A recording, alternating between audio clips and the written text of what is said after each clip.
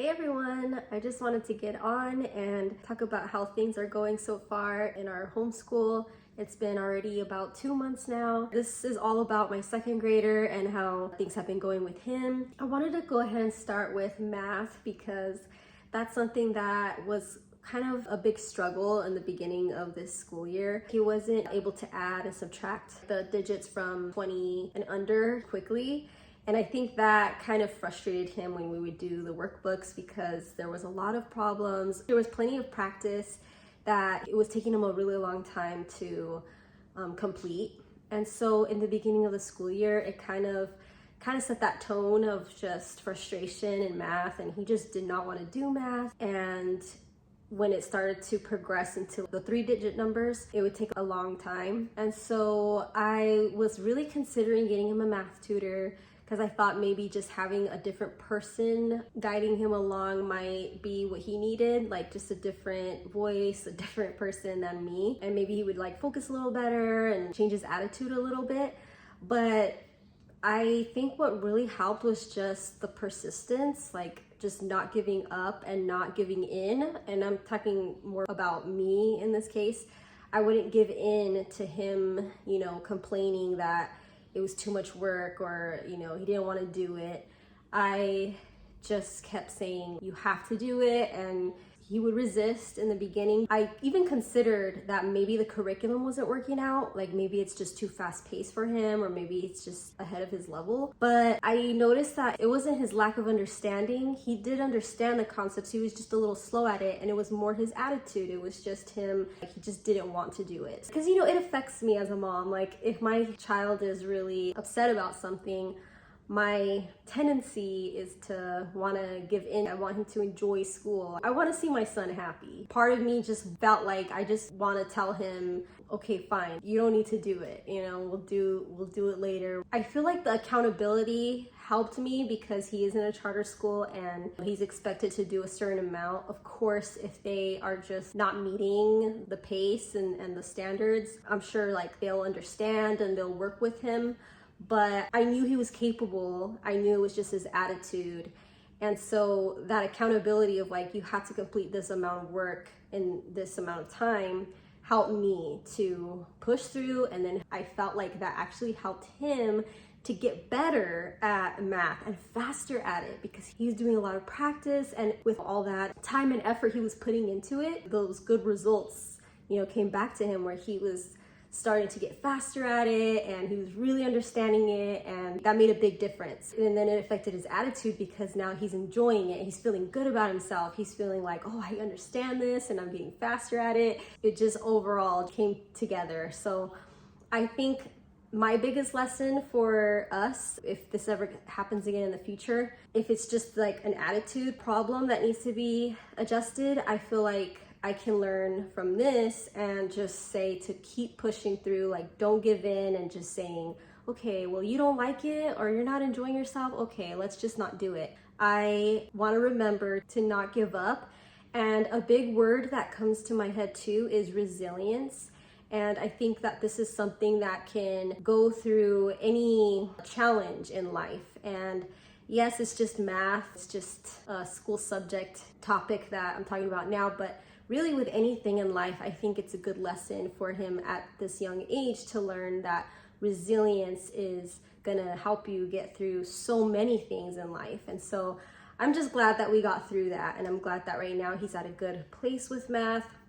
The only other challenge now with math is that I've been noticing, because I've been having him take the tests. It comes with the curriculum, there's a book for it. And he did do a test that he scored very badly on. And I know he knows how to do it. It's the 3-digit addition and subtraction. It's just that he rushes through it. And so that's kind of another thing that I want to work on with him. I had mentioned this to a friend, and they had mentioned that maybe it comes easy to him and he's just bored with it. Like he's done it so many times that he's just getting bored, so he's rushing through it. So I thought that was a pretty interesting thought and good insight. That could be possible. But in my opinion, I just felt like he wants to just get it done. Like he doesn't want to, because if I'm not like right there saying, okay, this is the next step, okay, I'll correct him in the middle of a problem. Wait, you forgot to carry the one over, you know, like if I'm not right there with him, he kind of just rushes through it and then makes those mistakes. So I just felt like that's just something I want to work on, because I know that as he grows older, tests are a big part of education and school, and that's something, again, that he just needs to learn to be patient. He needs to learn to focus. Those are very good qualities to have, is whether he's like in the future as an adult in the workforce, learning a skill, you know, he's gonna need to have those qualities. So that's just another little thing that we are gonna have to work on. But other than that, he's doing so good, and I'm really proud of how far he's come with math. Okay, so something that I had changed in language arts was the writing program that we were using. We were using WriteShop. There was a lot of preparation on my part that I had to do. There was a lot of crafty things like for the writing projects, but I switched over back to Winning with Writing, and it's been working so good because it's just a grab and go curriculum, 1 page a day kind of thing, and it's just straight to the point. But I also feel like when it comes to the state standards and like the things they have to learn, it's so thorough. I feel like with WriteShop, they kind of spread out a lot of the different concepts that they have to learn. But with Winning with Writing, I feel like they really break things down so well, and it's so thorough that he's gonna really understand the way to construct, you know, like the sentences and paragraphs. And I don't know, I just feel like overall it's just a better curriculum in that way. So I'm just really happy with that. I think that is a huge improvement for our homeschool. It helps a lot for my son. So let's see. Everything else with language arts is pretty much the same. We have the same grammar program that we use, and same thing. It's just open and go, and they, you know, do a page a day, and it's really straight to the point and easy. So that we've always been happy with. Their spelling.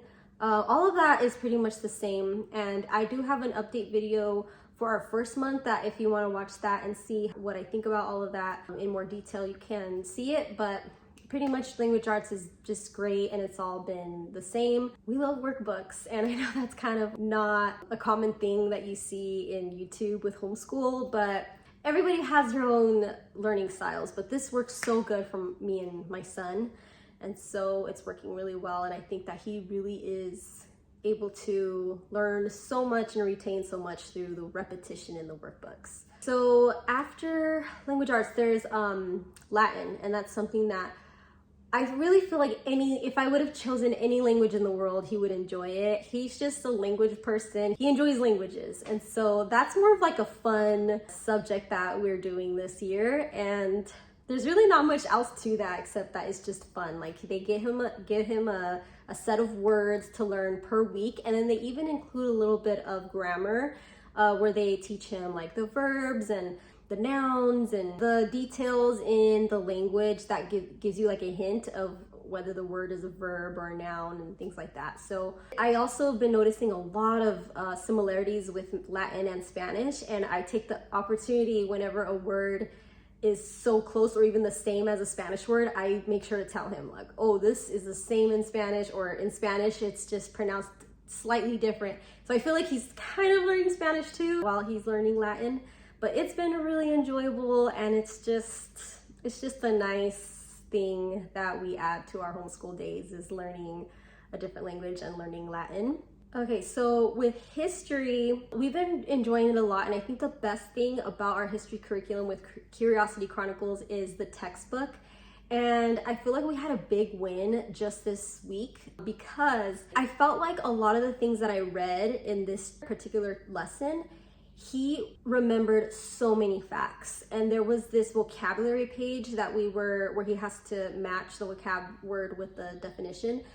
He remembered pretty much everything on that vocab list, and I felt like it was just a good sign that the textbook, the way they presented the information, it was so that he was able to really retain it. Like, it just was interesting things, and you know, it was just so good. I was so happy that he was able to remember a lot of facts about this area, and so that's pretty much my favorite thing about this curriculum is the textbook. It's just so engaging, and interesting. So I really appreciate that. Now, the one thing that I will say that we have struggled a lot with history is the hands-on projects. And you know, it's so weird because they provide like 2 or 3 options of hands-on activities to do. There a lot of times either like art, or there's, I don't know, just like something to build, like a little more arts and crafts type of thing. There's another video I made, like an Amazon haul, where I try to get a lot of the supplies. Like I looked ahead of time for the whole year and I said, okay, if I get all these supplies, I think that's gonna help me to actually do the projects this time. And so I know I have everything I need to do it. And although we have done a few of the projects, I feel like it's not enough. We're skipping over the hands-on projects almost every week for history. And I feel like Curiosity Chronicles takes so much out of him already. Like with science, we have elemental science, and there's a textbook that we use that is mostly, it's more like an encyclopedia. And so they have lots of pictures and they have captions and they have like 1 paragraph maybe. It's not a lot of reading at all.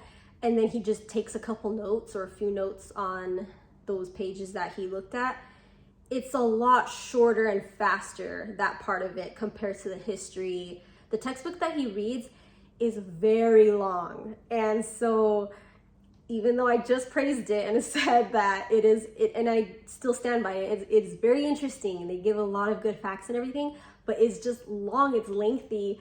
Whereas the science, it's more like little facts thrown in there that it's not all detailed, you know, it's just a little more straight to the point. And so it's a lot less time spent on that. So I feel like with science, it's easy to just get that done and then move on to the hands-on project. And with science, there's just usually one main hands-on demonstration, and then sometimes they'll give you optional ones on the side, like if you want to do more. And then with science too, I did get a science kit. It's like a pretty small size box, and it comes with almost everything, all the supplies you would need for every lesson.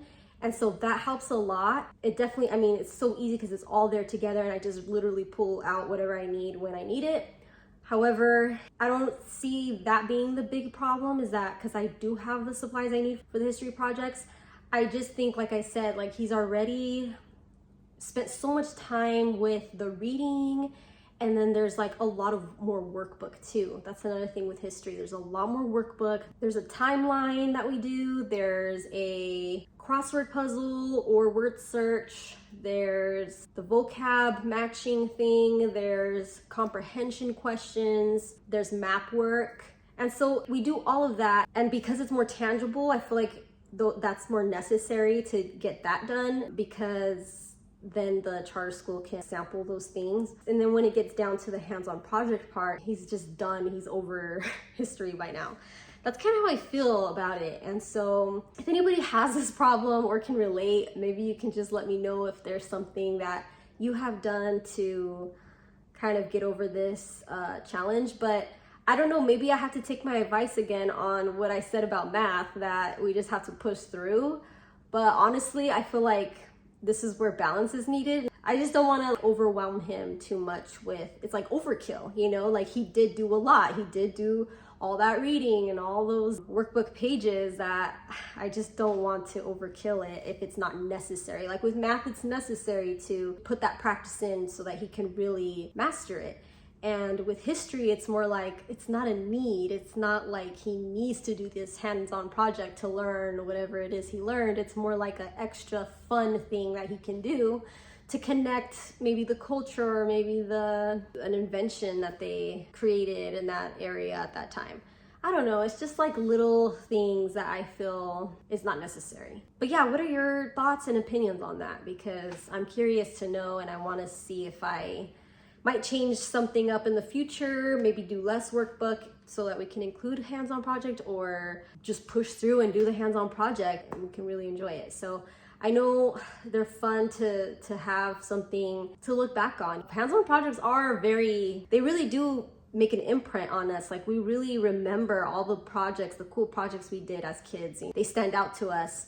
And so I know that it can be very beneficial. So I don't know what to do on that, honestly, but hopefully in the next update, I can say if anything has changed. I'll let you know.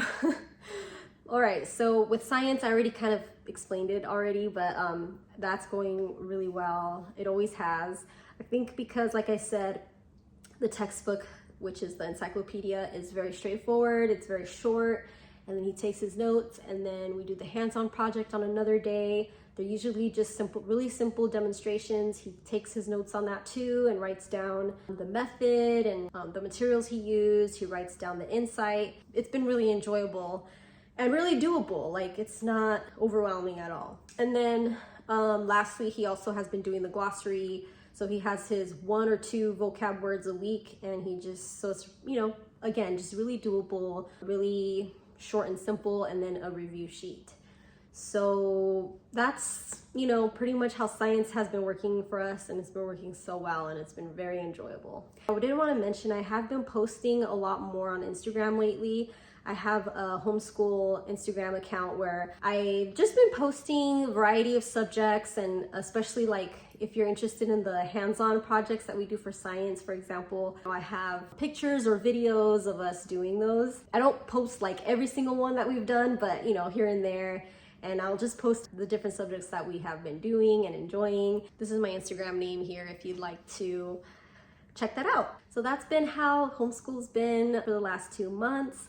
Mostly all pretty good, and I'm happy where we are, but there are those couple challenges that we're gonna work on. Please feel free to share how your homeschool's going so far, what's really working for you and why, so that way I can learn from you and see how I can improve things in our homeschool. I hope that this was helpful in any way. Thank you so much for watching, and I'll see you in my next video.